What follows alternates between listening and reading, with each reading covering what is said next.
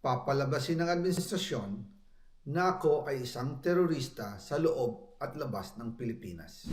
Para mailibing ako kasama ang katotohanan kahit saan man ako pumunta. Sinabi na agad sa akin ni Speaker Romualdez na kailangan ko makapag-deliver ng 2 billion pesos kada buwan para sa pagdi-deliver ng male-maletang pera patungo sa bahay ni Speaker.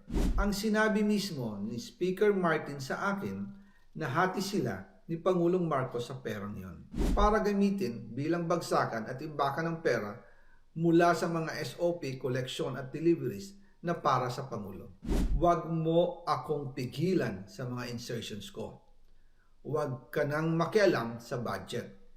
Ang gusto niya ng 50 billion pesos na insertion. Ngunit ang sagot ng Pangulo, humingi ka ng bago or dagdag na insertions. Magandang araw po sa inyong lahat. Bago ko ipagpatuloy ang aking paliwanag, nais ko munang magpasalamat sa inyo. Maraming salamat sa inyong bukas na isipan, sa inyong pasensya, at sa pagtanggap ninyo sa mga impormasyong aking ibinabahagi. Alam kong hindi madali ang mga paksang ito.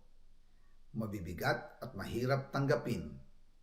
Hindi po ako makauwi dahil malaki ang banta sa buhay ko. Ngayon naman ay meron kaming natanggap na balita.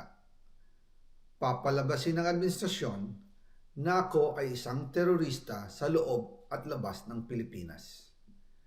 Para mailibing ako kasama ang katotohanan kahit saan man ako pumunta. Pero mahalagang malaman ng taong bayan ang katotohanan. Muli, taos-puso akong nagpapasalamat sa inyong pakikinig. Una po sa lahat, sinasabi ng ICI at ni Henry Alcantara na 21 billion pesos daw ang napunta sa akin. Hindi po totoo yun. Wala akong natanggap na ganyang halaga.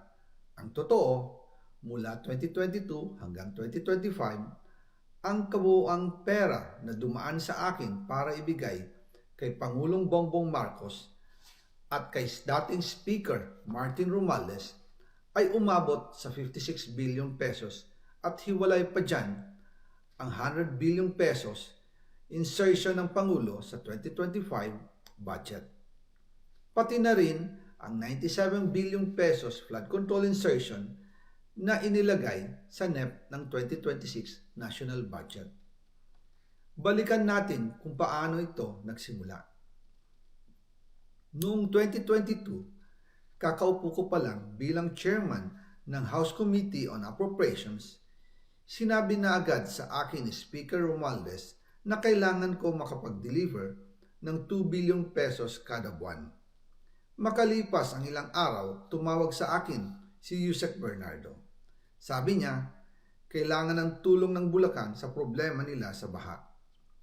Pinapunta niya sa opisina ko sa Kongreso si DPWH District Engineer Henry Alcantara. Sa naging meeting namin ni Alcantara, siya mismo ang nag-offer kung paano ang hatian sa mga proyekto ng DPWH. 22% para kay Speaker Romualdez, 2% para kay Yusek Bernardo at 1% para sa kanya. Doon po nagsimula ang tinatawag nilang deliveries. Ang sistema po ay ganito. Ang mga tao ni Henry Alcantara ay nakikipag-ugnayan sa mga tao ko na sina Paul Estrada at Mark Tiksay. Sila ang tumatanggap na pera mula sa mga tao ni Alcantara. Minsan sa bahay ko sa Valle Verde, minsan naman sa BGC parking. Pagkatapos nilang makuha ang pera, sila Mark at Paul naman ang nag-aayos o nakikipag-coordinate sa tauhan ni Speaker Martin Romualdez na si Jocelyn Sereno para sa pagdi-deliver ng male-maletang pera patungo sa bahay ni Speaker. Una, sa North Forbes Park sa McKinley Drive at nang lumipat siya sa number 14 Nara Street, South Forbes Park. Gusto ko pong linawin, hindi ako nakikialam sa mismong proseso ng paghatid. Dumaan lang po sa akin ang pera na agad dinideliver kay Speaker Romualdez. Ako lang po ang nagko-confirm sa text kay Speaker kapag nadala na ang pera sa bahay niya. At lahat ng ito mula sa unang utos noong 2022 hanggang sa huling delivery noong 2025. Umabot sa mahigit 55 billion pesos plus ang naihatid sa bahay ni dating Speaker Martin Romualdez. Madalas hindi nabubuo ang hinihinging 2 billion pesos bawat buwan ni Speaker, kaya iyan ang final total.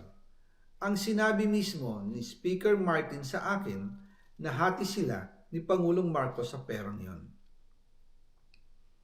Ang listahan ng mga deliveries na ito, kung kailan, magkano, at saan dinala, ilalabas ko po kasabay ng video na ito.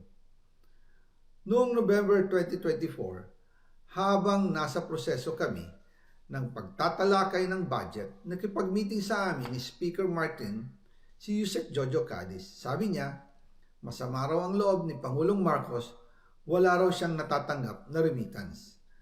At dahil laging napapagalitan si Speaker Martin ng Pangulo mula Setyembre hanggang November, inutusan niya ako na mag-deliver ng 1 billion pesos para kay BBM. Ayon pa kay Yusek Jojo, nang ipaalam niya ito sa Pangulo, ang utos sa kanya ng Pangulo ay mag-ingat at siguraduhin si Yusek Jojo lang ang maghahatid. Ang instruction po sa akin ni dating Speaker Martin Romualdez ay dalhin sa number 30 Tamarin Street, South Forbes Park at ibigay kay Yusek Jojo Cadiz dahil ito raw ang drop-off point na malapit sa bahay ng Pangulo. Sinabi rin po sa akin ni Speaker Martin Romualdez na si PBBM ang nag-utos sa kanya na bilhin ang bahay sa number 30 Tamarin Street para gamitin bilang bagsakan at imbakan ng pera mula sa mga SOP, collection at deliveries na para sa Pangulo. Noong December 2, 2024, personal kong i-deliver ang 200 million kay Yusek Jojo Cadiz sa number 30 Tamarin Street, South Forbes Park.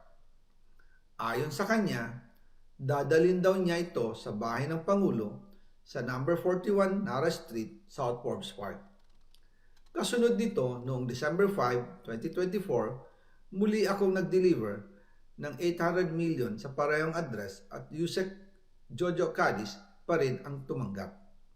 Sabi niya, iyon naman ay dadalhin sa bagong bahay ng Pangulo sa South Forbes Park. Sa kabuuan, 1 billion pesos ang personal kong naihatid. Ako mismo ang nagbigay ng pera, kasama ang aking driver at mga tauhan. At lahat ito ay base sa direktang utos ni Speaker Martin Romualdez. At yan po nabuo ang kabuuang halagang 56 billion na ipinadala mula 2022 hanggang 2025. Pero kahit na i-deliver na ang 1 billion pesos para kay Pangulong Marcos at kahit na naisama na rin sa 2025 budget ang 100 billion pesos insertion sa pamamagitan ng BICAM Committee, ayon mismo sa utos ng Pangulo, nagagalit pa rin daw si BBM.